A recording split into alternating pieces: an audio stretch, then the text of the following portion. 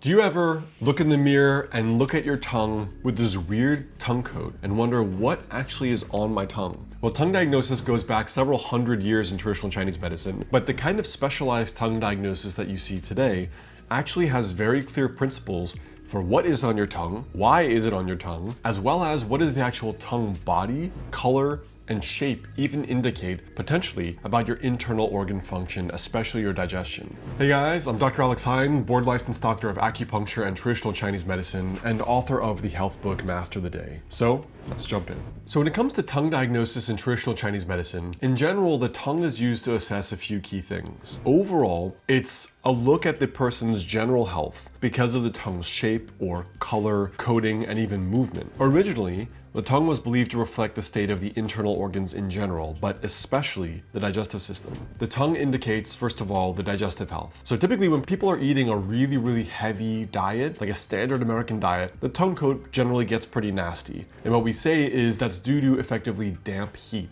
Dampness is basically like a pathological byproduct of bad digestion. Usually you're seeing bacterial or fungal overgrowth on the tongue. And then the heat is really the inflammation aspect of it. So you commonly see this with like acid reflux and gallbladder issues. Overall, the coating is actually just one of the aspects of tongue diagnosis that are indicative of something going on a little bit deeper. So let's go over some basics before we look at a sample tongue here. So the first thing that we look at is really the overall tongue body. So the tongue body color is what we call the indication of blood and qi circulation. Tongue body is sort of like the overall meat of the tongue. Is that color very pale and white, or is the color deep crimson red? The pale color indicates what we call blood deficiency, qi deficiency, or cold. So a classic pale tongue could be someone who has lots of food allergies and food sensitivities, very poor digestion, or a very cold diet like a vegan diet or a vegetarian diet with lots of raw vegetables. A red tongue often indicates what we call excess heat in the body. Pale and red are two sides of the spectrum, right? Red was most commonly seen in people who consume like lots of coffee, lots of heavy food, lots of greasy food, lots of animal products, and lots of spices. The tongue is basically a mirror of the face for a lot of people. If they have a red face with a lot of heat and warmth in it, they often will have a red tongue. They're not one-to-one, but they pretty clearly overlap, and they pretty commonly correlate with certain illnesses.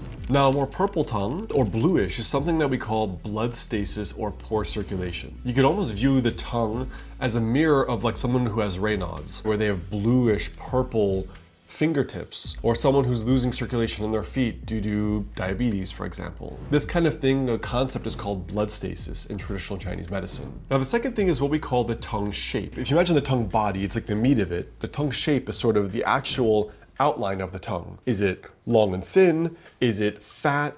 Is it scalloped on the sides? Actually, I often have a swollen tongue. Looks like this. A swollen tongue that's very wide in the mouth often indicates what we call dampness, or what we call spleen and kidney yang deficiency. Spleen qi deficiency is basically where people have very poor digestion, some genetic, some due to lifestyle, and it tends to prompt and provoke a lot of fluid accumulation and retention. A fat tongue, you are literally seeing the chronic amount of fluid production in the digestive system. These people chronically tend to clear their throats, for example, and it's basically like a waterlogged piece of meat. A fat, swollen tongue is a problem with fluid metabolism. The kidneys are one of the organs that deal with that, like edema, and what we call the spleen, which is like the pancreas, the stomach, your small intestine, are the digestive root of that.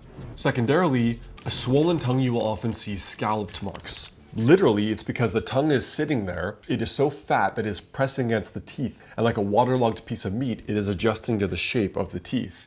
You commonly see this in food allergies, people who have bloating, people who tend towards having just a lot of chronic food baby-like symptoms, right? This kind of gas and fluid problems. That's a very quintessentially diagnostic sort of tongue. Now, secondarily, you can see something that's opposite, a thin tongue. A thin tongue is what we call blood or yin deficiency. This is where the actual body fluids are being dried up. Like for example, a common kind of yin deficiency is like menopause. It's like the engine oil in the system is now running dry and the system is becoming overheated. So you see the thinness because the moisture is being stripped, and you see the drying out of the tissues themselves that are also happening here as well. Now, a worse version of that is what's a cracked tongue. If you see a cracked tongue or a geographic tongue, this is like a piece of meat that's been dried out for so long that now it's actually fissuring. You have varying grades of excess moisture in the system, like the fat swollen tongue, and then varying grades of dryness. So each of these are the spectrum of where the body type is,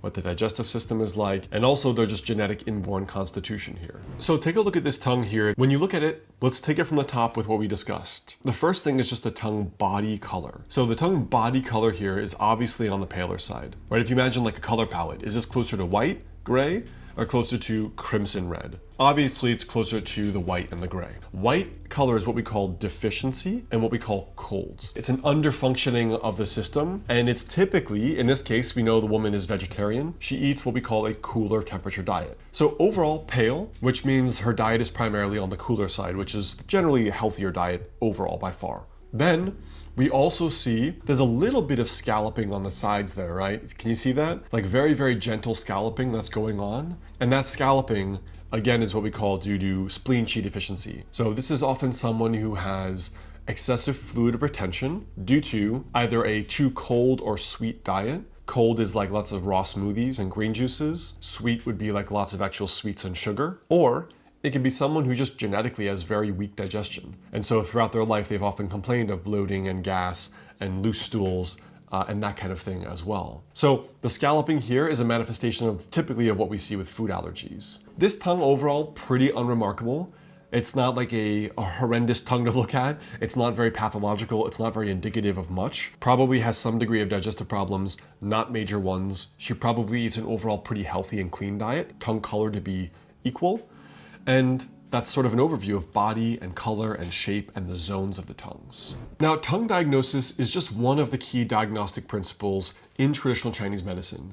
The others I've actually put together here in a free email series that's just called the Lost Science of Healing. It's the first link below this video, or you can go to dralexheyne.com/quiz. And it not only we will send you a free root cause quiz, but you'll also get a 7-day email series after on healing principles of traditional Chinese medicine. It's sort of like my introduction to healing with traditional Chinese medicine email series. So I'd highly recommend downloading that quiz because we actually go through the exact step-by-step principles of figuring out which organ your symptoms are coming from. So I'd highly recommend going to dralexheyne.com/quiz or click the link below, and you'll also get the 7-day email series on the Lost Science of Healing. If you've ever gotten sick, the tongue coating is often the first thing that you will notice changes. So you may notice like a thicker white tongue coat, you may notice a thicker yellow tongue coat, and you may just notice that in general, the tongue coat is getting a little weird, and it's actually changing quite a lot. So the tongue coat really reflects what's going on with certain pathological factors. You know, the white tongue coat, a thick white tongue coat often is issues with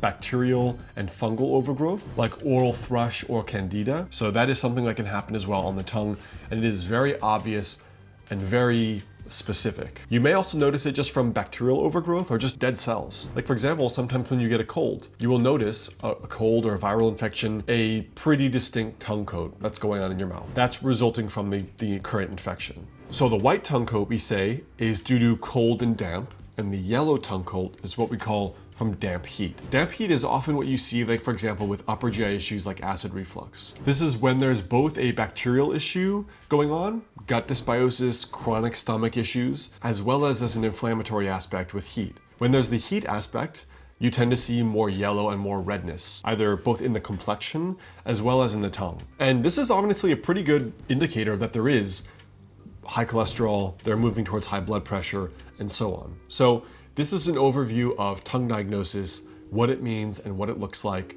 And don't forget guys, this is one of about 5 or 7 principles of healing with traditional Chinese medicine. The others I've put into this free root cause quiz and a 7-day email series, The Lost Science of Healing. So that's the first link below the video, dralexheyne.com/quiz. And don't forget, I have also worked with a limited number of new patients one-to-one via telemedicine and in person in my clinic in Los Angeles. So if you want to work with me, just go ahead, go to dralexheyne.com/clinic. So if you do want a custom compounded herbal formula and you want really targeted advice that can help, I would just reach out that way, as that's going to be the fastest approach to healing. And don't forget, I have another great video on Chinese medicine diagnosis right there.